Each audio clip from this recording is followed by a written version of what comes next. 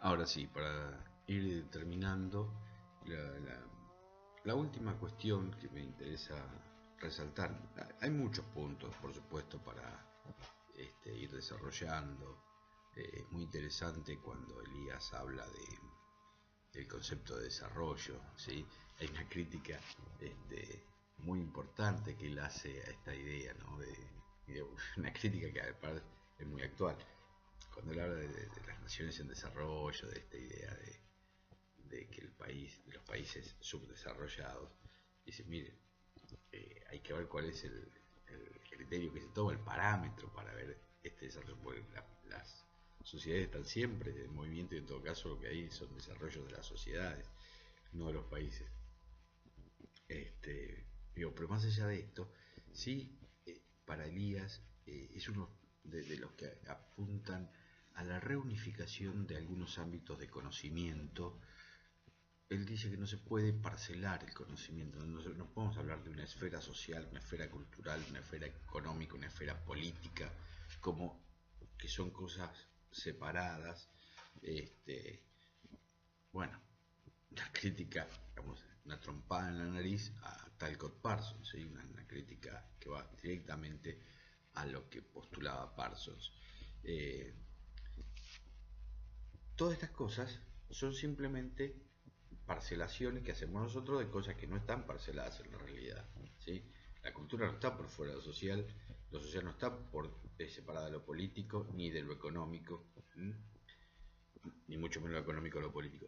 Esto, en general, cuando comienzan las ciencias sociales, está articulado dentro de lo que es este, la economía política. La economía política como disciplina hoy está prácticamente extinguida, aunque hay todavía gente que se dedica a la economía política, pero la economía es como que se independizó. Bueno, todo esto ustedes lo deben haber leído el texto de Wallerstein, Abrir las ciencias sociales, donde va comentando cómo se van organizando los distintos conocimientos y cómo se los organiza en términos académicos, ¿sí? Y justamente la academia, una de las cosas que tiene es esta parcelación, ¿sí? Esta separación, pero para pensar la sociedad no se puede separar, uno debe considerar lo económico junto con lo político, junto con lo cultural, junto con todo, ¿sí? Es más, junto con aquellos elementos que son de otras disciplinas como las que llamamos ciencias naturales o ciencias duras o ciencias exactas, como que se los quiera llamar.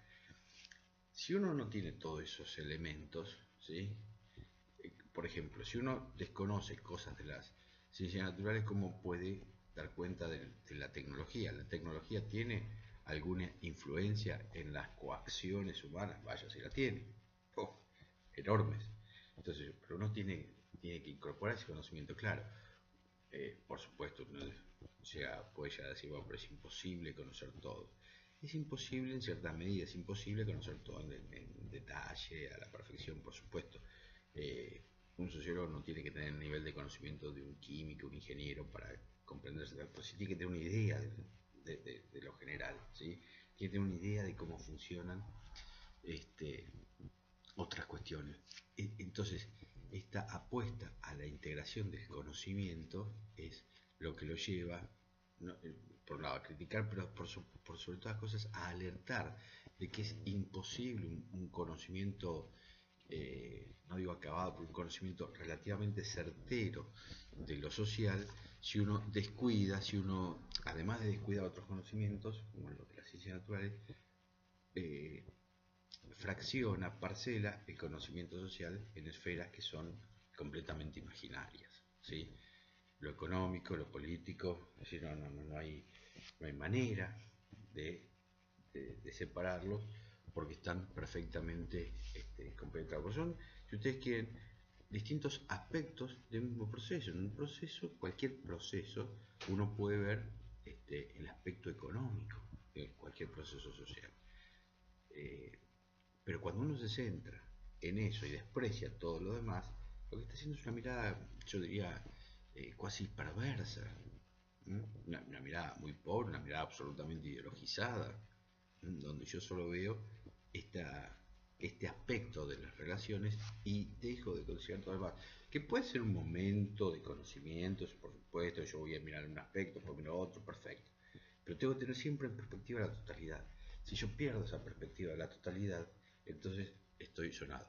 En este sentido, Elías, uno puede presentarlo como un precursor de lo que va a reclamar muchos años después Immanuel Wallerstein, que es volver a este conocimiento integrado, es decir, salirse de las especializaciones. La mirada especializada es una mirada necesariamente pobre, es una mirada necesariamente corroída, ¿m? Que después entra en conflicto con otras miradas también especializadas y que pierden capacidad de comunicación unas con otras, ¿sí? Ya no se pueden comunicar porque no se entienden, porque cada especialización va creando su propio lenguaje, sus propias su propia terminología, sus propios giros lingüísticos. Y ustedes fíjense que también Elías advierte sobre las trabas que nos pone el lenguaje, ¿eh? Cuando él habla de la mirada egocéntrica, dice, bueno, mire, uno de los problemas que tenemos es el lenguaje, ¿sí? Nosotros utilizamos determinado tipo de palabras y determinado tipo de nociones lingüísticas que evocan algunas cosas que son las que nosotros queremos tratar de despegarnos, de distanciarnos, pero eh, ahí tenemos ese límite. No es Elías el único que llama atención. Un trabajo muy lindo, un libro muy lindo de Kurt Lenk, un alemán, que se llama El concepto de ideología, que lo que hace Lenk, además de una excelente introducción, después es una selección de textos de diferentes filósofos o pensadores, en los cuales va mostrando la dificultad que tienen para expresar una idea nueva con palabras viejas. O sea, hay un momento de transición donde es eso no se salva con un neologismo creando una palabra nueva, porque nadie lo entiende, nadie sabe lo que uno tiene que para que haya una transmisión, el puente tiene que tener dos cabeceras. Si tiene una sola no hay puente a ninguna parte. Entonces Elías nos advierte sobre este límite que nos pone el lenguaje. Y el lenguaje, le decía, es algo que se va especializando junto con las prácticas, porque en definitiva el lenguaje no es más que una forma de manifestación de los entramados sociales.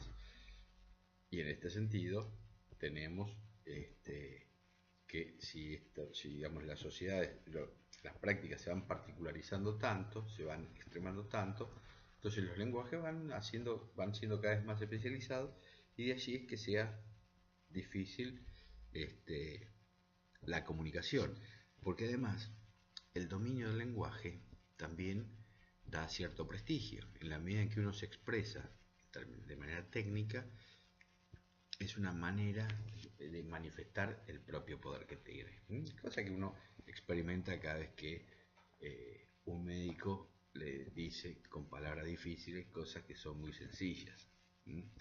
Quienes tienen el oído más o menos entiende y se ríe por dentro y dice, a ver, ¿de qué me estás hablando, campeón? Pero ¿de qué se trata? Y bueno, se trata de una relación de poder, donde alguien demuestra, mira, yo tengo el poder, yo conozco, yo tengo el conocimiento, y yo te digo qué es lo que hay que hacer, y vos tenés que obedecer. Las relaciones humanas siempre son relaciones de poder, ¿sí? Ustedes recordarán el exordio de Elías, ¿sí? Donde multiplicaba, hacía un ejercicio matemático para ver lo complejo, la cantidad enorme que hay de posibilidades de relaciones en la medida que uno va incorporando personas al grupo, y son siempre relaciones de poder. Hay que decir además, bueno, las relaciones simples, las relaciones de poder. Así es nuestra especie, ¿no? Así somos. Lo importante acá es recuperar esta forma de conocimiento de cómo somos, ¿sí? Tratar de saber cada vez más cómo somos, cómo actuamos, porque en definitiva eh, el mundo que hacemos, que para muchos puede ser una porquería, también puede ser cambiado, porque lo hacemos nosotros y lo podemos cambiar nosotros, ¿sí? No es una expresión de voluntarismo, sino es una lectura de realidad. Depende de una persona, por supuesto que no. De un conjunto pequeño tampoco.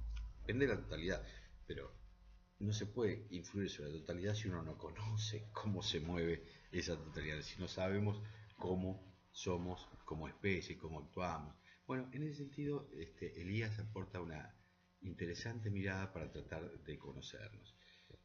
Bueno, ¿se pueden decir más cosas de Elías? Por supuesto. Se podrían contar muchas más cosas, hay muchos aspectos muy ricos, pero me parece que lo central, ¿sí? Porque esto en definitiva es una suerte de parche para que ustedes no pierdan esto, pero no deja de ser un día de paro, ¿sí? Yo no voy a la facultad, entonces hacemos acá un mix, un intermedio. Nos estamos viendo en un par de semanas. Chao.